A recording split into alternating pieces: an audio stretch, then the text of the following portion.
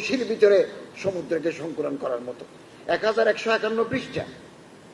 আগামী দিনে আমি আশা করবো এটা এখন 2, 3, 4, 5, 6 করে বের হবে, এটা মৌসুআ হিসেবে স্বীকৃতি পাবে।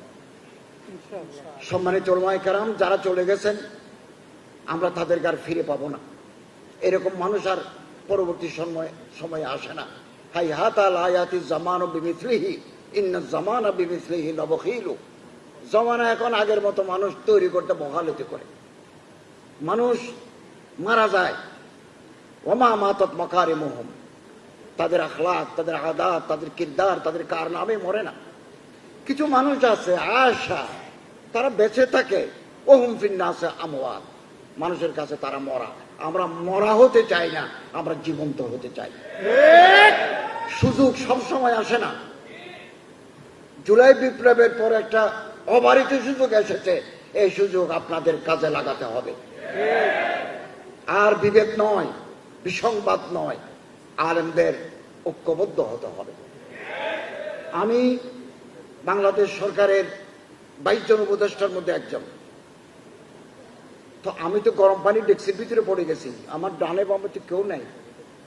সরকার পরিচালনায় আরো মানুষ পাঠাতে হবে, গভর্নমেন্ট পরিচালনার ক্ষেত্রে অ্যাডমিনিস্ট্রেশনে দিতে হবে, বিচার ব্যবস্থায় দিতে হবে, পুলিশিং ভিতরে দিতে হবে, ল এনফোর্সিং এজেন্সির ভিতরে লোক ঢুকাতে হবে, পার্লামেন্টের লোক পাঠাতে হবে।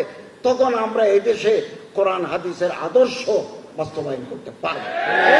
কেবল গরম গরম বক্তৃতা করলাম, স্লোগান দিলাম, it is not sufficient enough for the movement. এটা কোনোদিন গরম বক্তৃতাতে তারা কিছু হবে না। পরিকল্পনা নেন, মনসুবা করেন। সুযোগ সব সময় আসে না, সুযোগ এক সময় হাতছাড়া হয়ে যাবে। একবার সুযোগ আসতে 18 বছর লাগে।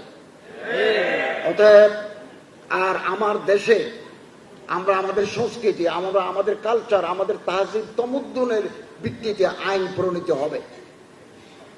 এই জন্য পার্লামেন্টে যারা যাবেন তারা হচ্ছে লেজিসলেটিভের অংশ, ল মেকার।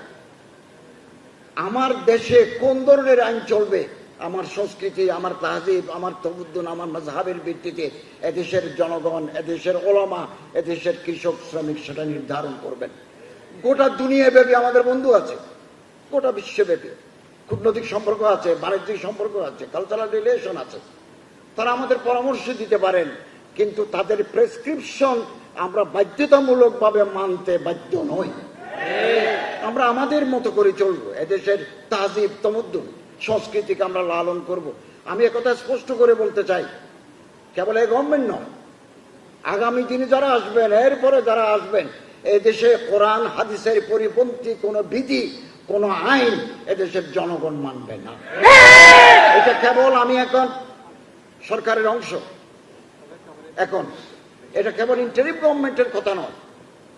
আমাদের কাছে মন্ত্রিত্ব, উপদেষ্টাগিরি, ফ্ল্যাগওয়ালা গাড়ি বড় নয়।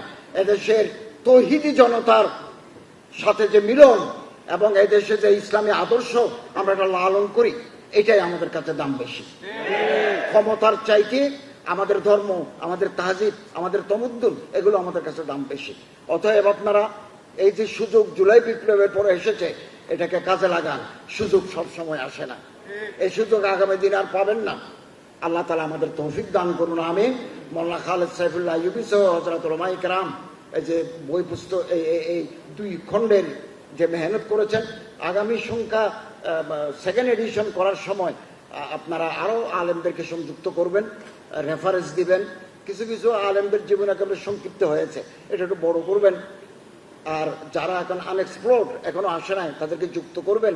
এটা বাংলাদেশের ইতিহাসে আমি আশা করি খালেদ সাইফুল্লাহ আইয়ুবী সাহেবের মাধ্যমে একটা মহৎ কাজ হবে। এটা আমাদের আই ওপেনার, সারা পৃথিবীর চোখ খুলে দেবে। আল্লাহু তৌফিক ওয়াল মুওয়াফিক ওয়াল মুঈন। আসসালামু আলাইকুম।